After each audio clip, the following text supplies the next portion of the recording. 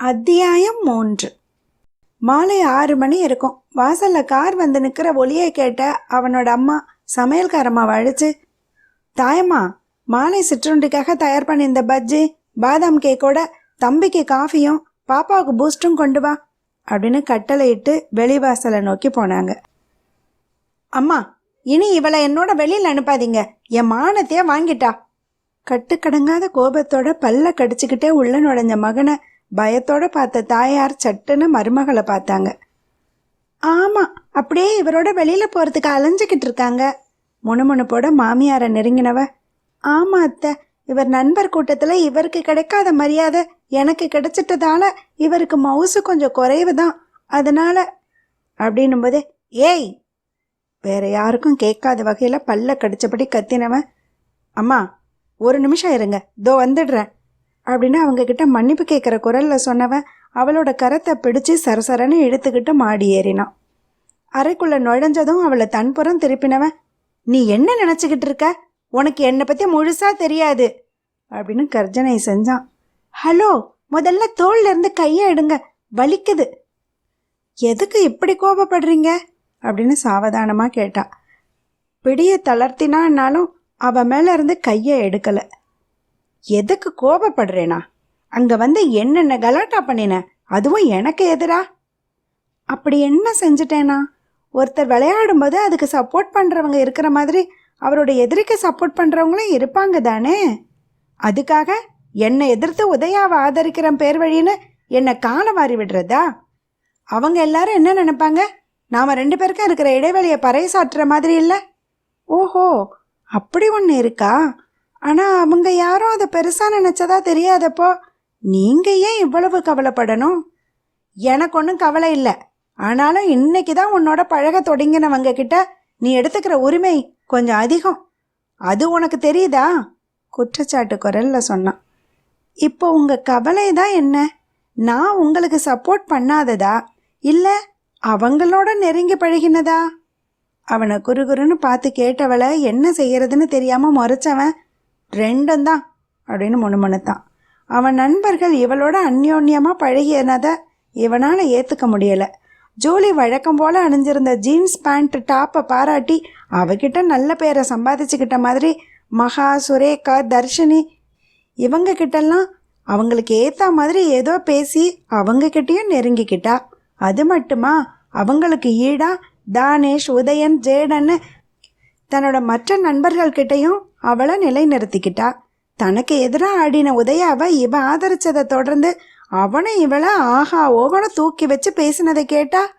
எல்லார்கிட்டையும் அவ்வளவு நெருக்கமாக பழகிறவ தன்கிட்ட மட்டும் இல்லாத விலகலை கடைப்பிடிக்கிறாளே. சப்போர்ட் எல்லாம் தானாக வரணும். அதே போல் நமக்கு பிடிச்சவங்க கிட்ட நெருங்கி பழகிறதுல தவறு எதுவும் இல்லையே அப்படின்னு தெளிவாக தன் மனசை சொன்னான். ஓஹோ, அப்படின்னா என் நண்பர்களை உனக்கு ரொம்ப பிடிச்சிருக்கு அப்படின்னு அழுத்தம் கொடுத்து கேட்டான். ஆப்வியஸ்லி அப்படின்னு தோலை குளிக்கினா அவ. தென் ஓகே, வா கீழே போகலாம், அம்மா காத்திருப்பாங்க. சட்டுன்னு விலகி படியிறங்கி போனான். அவனோட இந்த திடீர் மாற்றம் கொஞ்சம் குழப்பத்தை தர சுஷ்மிதா அவனை பின்தொடர்ந்தா. இரவு உணவப்போ சுஷ்மிதா தான் மறுநாள்லேருந்து ஆஃபீஸ் போக தொடங்க போகிறதா அறிவிச்சா. கடந்த 6 மாதங்களாக தன்னோட தந்தைக்கு உதவியாக அவரோட ஆஃபீஸ்க்கு போயிட்டு இருந்தா. திருமணத்தை முன்னிட்டு 1 மாதம் இடைவெளி எடுக்க நினச்சிருந்தவ எந்த தடங்களும் இல்லாமல் அவன் வழக்கம் போல் ஆஃபீஸ்க்கு போயிட்டு வர்றதை கண்டு தானும் காலத்தை வீணாக்காமல் போகிறத உறுதிப்படுத்தினான். ஆமாம்மா, பாவம், வீட்லேயே மொட்டுன்னு இருந்து போர் அடிச்சிட்டு இருந்த அப்படின்னு மாமியார் கவலைப்பட்டாங்க. அதுவும் நல்லதுதாம்மா, ஆனால் 1 மாதம் லீவ் எடுக்கிறதா கேள்விப்பட்டேன் அப்படின்னு ஆதங்கப்பட்டார் மாமனார். வீட்டில் இருக்கிறது ஒன்றும் போர் அடிக்கல அத்தை, அதுவும் உங்களோட கூட இருக்கும்போது எத்தனையோ உருப்படியான காரியங்களை கற்றுக்கிறனே.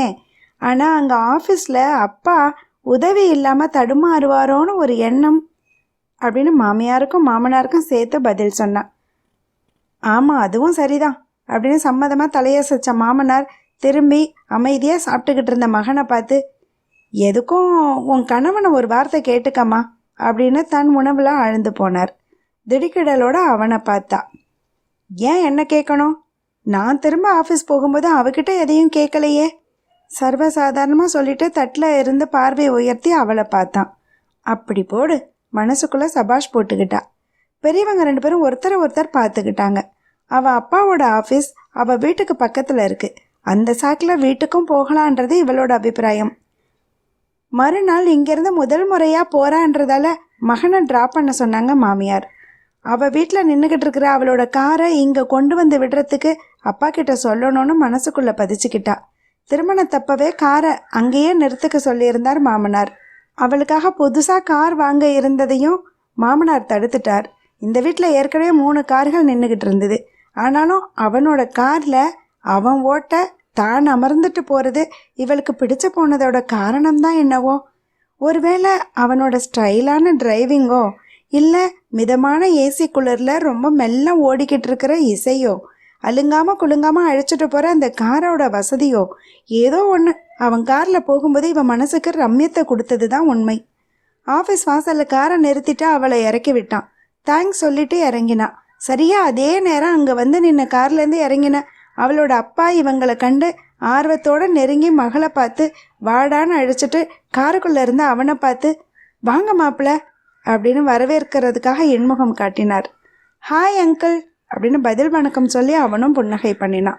உள்ளே வாங்க கனிவோடு அழைச்சவரை தடுத்து, இல்லை அங்கிள், உங்கள் மகளை ஆஃபீஸில் ட்ராப் பண்ண தான் நான் வந்தேன்.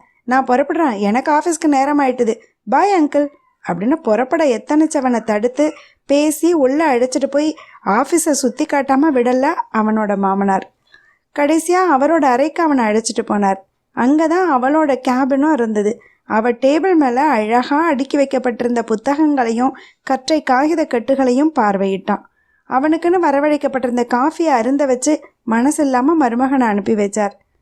மாப்பிள்ளைய வழி அனுப்பிட்டு வாமா அப்படின்னு அவளையும் அவனோட வெளியில் அனுப்பினார். கூட வந்தவளை நோக்கி புருவத்தை உயர்த்தி மௌன பாஷையில் என்னன்னு கேட்டவங்கிட்ட அப்பா அனுப்பினார் அப்படின்னு முணுமுணுத்தான்.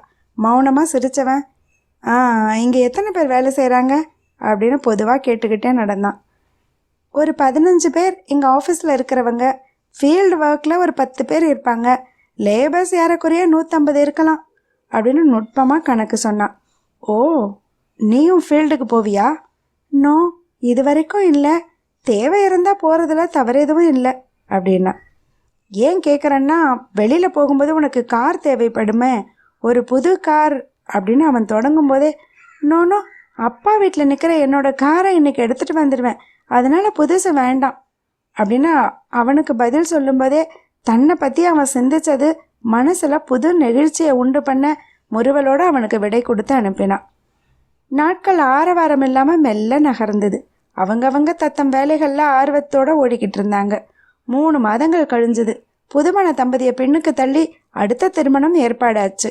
இவங்க திருமணத்தில் சந்தித்து அவங்களோட காதலை வளர்த்துக்கிட்டு இருந்த சுஷ்மிதாவோட தோழி ஜோவிகாவும் விஸ்வாவோட தோழன் ஜேடனும் அவங்களோட விருப்பத்தை பெற்றோர்கிட்ட தெரிவித்து திருமணத்தை நோக்கி போய் இதோ நாளைக்கு சாயந்தரம் 2 பேரும் இணைய காத்துக்கிட்டு இருந்தாங்க.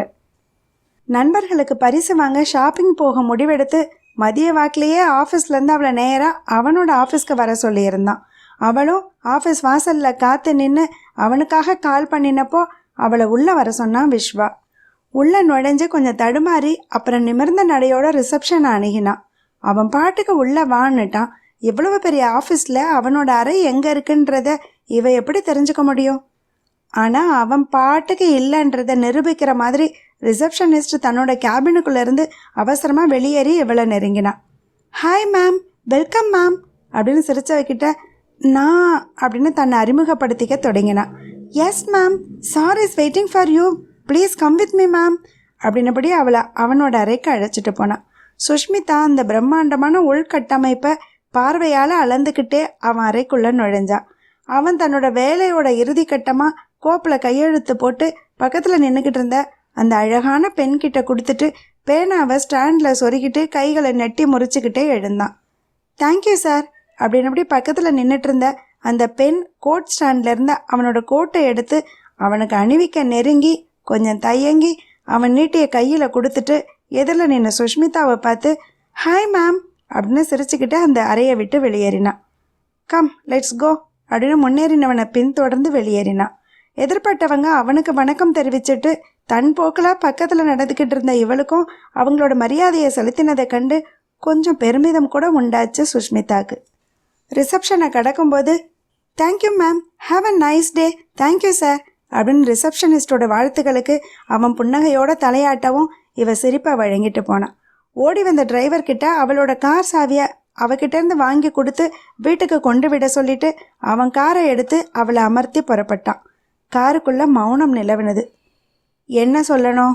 பார்வை சாலையில் இருந்தாலும் கேள்வி இவளை நோக்கின்றத புரிஞ்சுக்கிட்டவ, நான் ஒன்றும் அது உங்கள் ஆஃபீஸில் எல்லாருமே பெண்களாக இருக்காங்களே ஏன்?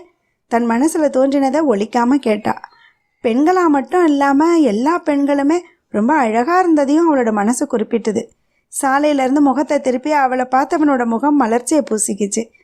பெண்கள் மட்டும் இல்லையே, ஏறக்குறைய 60% பெண்கள், 40% ஆண்களாக இருந்தாங்களே, அவங்க உன் கண்களுக்கு படாதது அவங்க செஞ்ச பாவமோ அப்படின்னு சிரிச்சுக்கிட்டே கேட்டான்.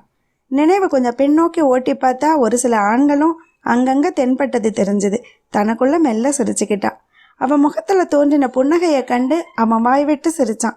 பரிசை தேர்ந்தெடுக்கிறதுல 2 பேருக்குமே எந்த குழப்பங்களும் இல்லாமல் சட்டுன்னு முடிவானது.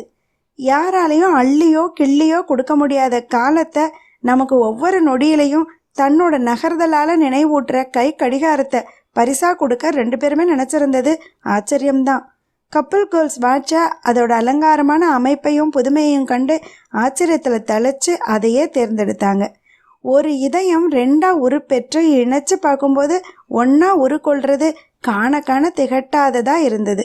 ஓரத்தில் பொடிக்கற்களால் ஒளிரப்பட்டு பிளாட்டினத்தில் செய்யப்பட்டிருந்த அந்த 2 கடிகாரமும் பில் போடப்பட்டு அழகாக பேக் பண்ணப்பட்டது. அழகான தெரிவை தேர்ந்தெடுத்ததுக்காக அவங்களுக்கு அவங்களே ட்ரீட் கொடுத்துக்க 2 பேரும் அந்த புகழ்பெற்ற ஹோட்டலுக்கு போய் இரவு உணவை ஆர்டர் செஞ்சு சாப்பிட்டாங்க. அன்னைய மாலை பொழுதை இனிய பொழுதாக்கின தன் கணவனை முதலாக ஒரு நன்றி உணர்ச்சியோட பார்த்தா.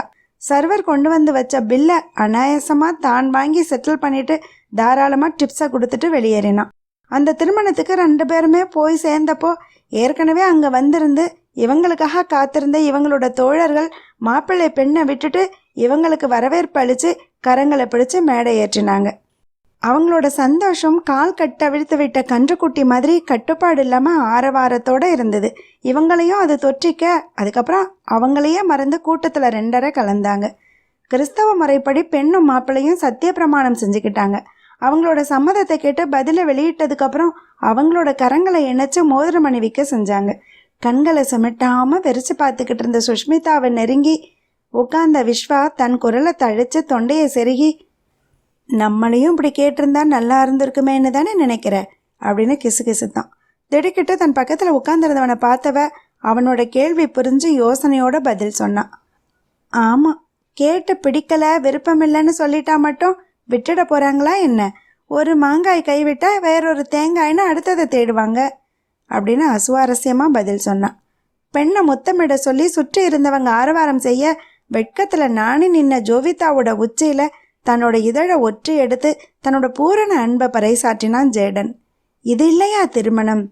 அவங்களோட ஒருத்தர் மேலான ஒருத்தர் விருப்பம் அறிஞ்சு எந்த பெரியவரும் ஜாதி மதமும் பிரிக்க விட்டுடாம அவங்களோட விருப்பத்தை நிறைவேற்றிக்கிட்டு அன்பை ஒருத்தருக்கொருத்தர் செலுத்த தயாராக நிற்கிறாங்களே, இது இல்லையா உண்மை நேசம்? தன்னையும் மீறி தன் பக்கத்தில் அமர்ந்திருந்தவனை பார்த்தா. அவனும் அப்போ அவளை தான் பார்த்துக்கிட்டு இருந்தான். அவன் பார்வையில் என்ன இருந்தது? குழப்பத்தோட சட்டுன்னு எழுந்தவன் போகலாம் அப்படின்னு திரும்ப தொடங்கினான். எங்கே போகலாம்? உட்கார். சாவதானமாக அவளோட கரத்தை பற்றி அமர வச்சான். திடுக்கிடலோட அவனை பார்த்தா சுஷ்மிதா. இன்னும் திருமணம் முடியலை, அதோ பார். மேடையை சுட்டி காட்டினான். மேடையில் ஒரு பெரியவர் பேசிக்கிட்டு இருந்தார். இன்னைக்கு இணைஞ்ச அந்த 2 பேரும் வாழற காலம் முழுக்க இதே போல இணைஞ்சிருக்க கடைபிடிக்க வேண்டிய வழிமுறைகளை அவங்களுக்கு எடுத்து சொல்லிக்கிட்டு இருந்தார்.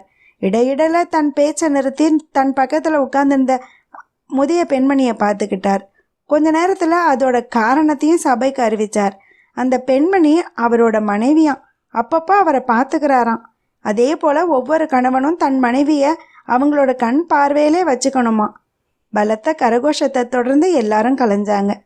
டைனிங் ஹாலை நோக்கி படையெடுக்க தொடங்கினவங்களை துறந்து மணமக்களை நெருங்கி அவங்களோட பரிசை வழங்கி அவங்களோட கரங்களை பிடிச்சு குலுக்கி வாழ்த்துக்களை தெரிவித்தாங்க. அந்த இடத்துலையே பரிசை பிரித்து 2 பேருக்கும் அணிவிச்சு 2 கரங்களையும் இணைச்சி வச்சு இது போல் என்னைக்கும் இணைஞ்சிருக்கணும் அப்படின்னு ஆசி சொன்னாங்க. உங்களை போலன்னு சிம்பிளாக சொல்லியிருக்கலாமே அப்படின்னு கண் சிமிட்டிய ஜேடனை புதிராக பார்த்தா சுஷ்மிதா. ஆமாம் சிஸ்டர், திருமணமே வேண்டான்னவனை இப்படி கட்டி போட்டு வச்சுருக்கீங்களே, இதோட ரகசியம் என்ன அப்படின்னு கிண்டல் கலந்து ஆச்சரியத்தில் கேட்டான் ஜேடன். என்ன சொல்ல போகிறாளோன்னு அவளை கூர்ந்து பார்த்தான் விஸ்வா. அதுதான் ரகசியம்னு சொல்லிட்டீங்களே, அப்புறம் எப்படி அதை வெளிப்படுத்துறதா அப்படின்னு சிரித்து மழுப்பினவளை பெருமையோடு பார்த்தான். அடி கள்ளி, நீ கூட இப்படி பேசுவேன்னு நினச்சதே இல்லடி அப்படின்னு சிநேகிதி இடுப்பில் கிளிக்கி சிரிச்சா மணப்பெண். அடடே, நீ முன்னாடியே வந்துட்டியா சுஷ்? வெளியவே நின்று உன்னை தேடிக்கிட்டு இருக்கிறேன். அங்கே உன் காரை காணலையே, எப்படி வந்த? திடீர்னு ஒழிச்ச ஜெய்யோட குரல் அந்த இடத்தோட சூழ்நிலையை குலைச்ச பானக துரும்பா உணரப்பட்டதில் வியப்பெதுவும் இல்லை.